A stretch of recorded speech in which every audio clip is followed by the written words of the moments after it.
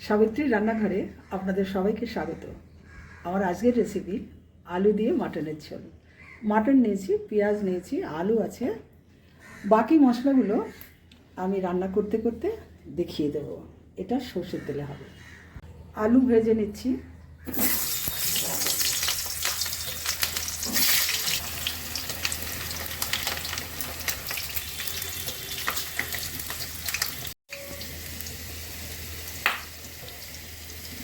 আলু ভাজা হয়ে গেছে, তুলে নিচ্ছি।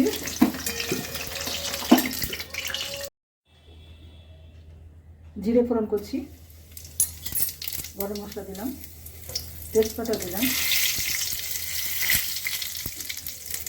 পেঁয়াজ দিয়ে দিচ্ছি,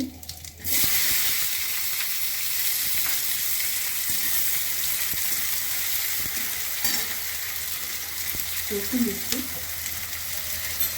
গ্রেট করা আদা, রসুনও গ্রেট করা,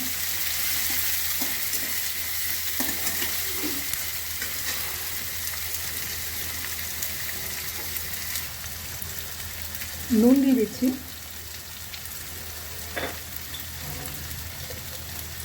হলুদ দিচ্ছি,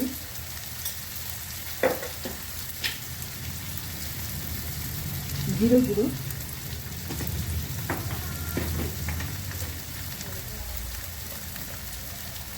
ধনে গুঁড়ো। বাচ্চা খাবে তাই ঝাল দিচ্ছি না,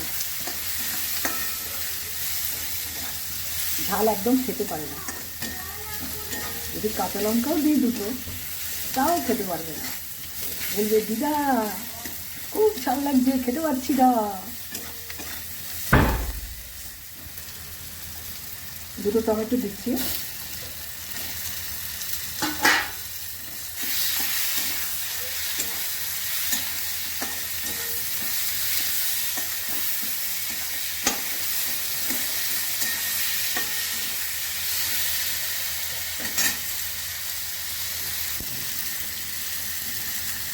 এবার আমি মাটন দিয়ে দিচ্ছি।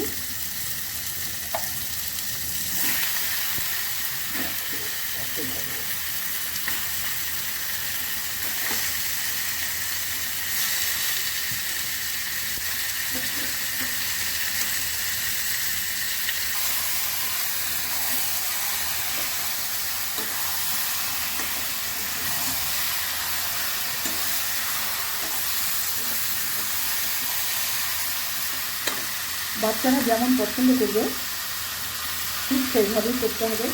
বাচ্চাদের জন্য সব কিছু।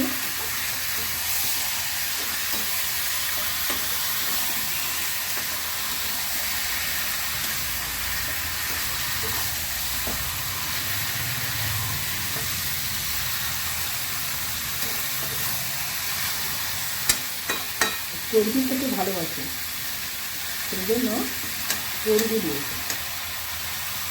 সলিড মাংস খেতে পারে।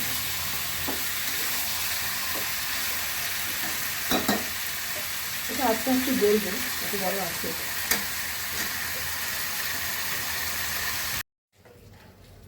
মাটনের রেসিপি আমার হয়ে গেছে। যদি ভালো লেগে থাকে অবশ্যই সাবস্ক্রাইব করবেন, লাইক শেয়ার কমেন্ট করবেন, আমার ফেসবুক পেজটাকে ফলো করবেন।